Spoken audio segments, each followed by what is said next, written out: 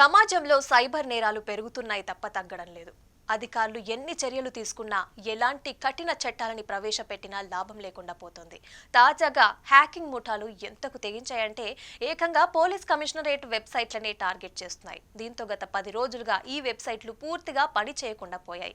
జనాలు తీవ్రంగా ఇబ్బందులను ఎదుర్కొంటున్నారు. మొన్నటికి మొన్న హైకోర్టు వెబ్సైట్ ని హ్యాక్ చేసిన ఈ ముఠాలు ఇప్పుడు ఏకంగా కమిషనరేట్ వెబ్సైట్ ని హ్యాక్ చేయడం సంచలనంగా మారింది. హ్యాకింగ్ ముఠాలు ఇప్పుడు సైబరాబాద్, రాచకొండ పోలీస్ కమిషనరేట్ వెబ్సైట్లని టార్గెట్ చేశాయి.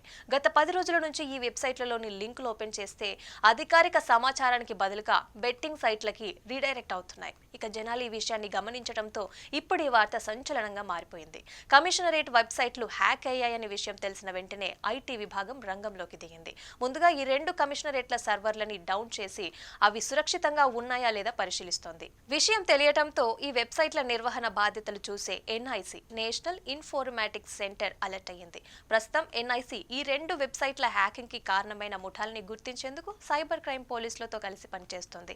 అలానే ఈ సర్వర్ల భద్రతని బలోపేతం చేసే పనిలో నిమగ్నమైంది.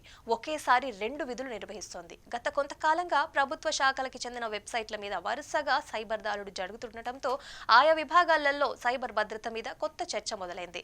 అధికార వర్గాలు మాత్రం త్వరలోనే ఈ వెబ్సైట్లని పునరుద్ధరిస్తామని తెలిపారు. ఇక భవిష్యత్తులో మరొకసారి ఇలాంటి దాడులు జరగకుండా ప్రత్యేక చర్యలు తీసుకుంటామని అంటున్నారు. కొన్ని రోజుల క్రితమే తెలంగాణ హైకోర్టు వెబ్సైట్ హ్యాక్ అయిన సంగతి మనందరికీ తెలిసిందే.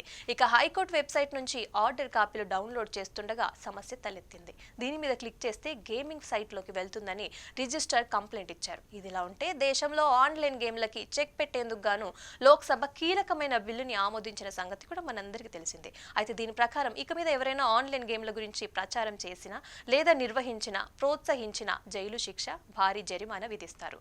కొన్ని సందర్భాలలో జైలు శిక్షతో పాటు జరిమానా కూడా విధించేలాగా కేంద్ర ప్రభుత్వం బిల్లుని రూపొందించింది.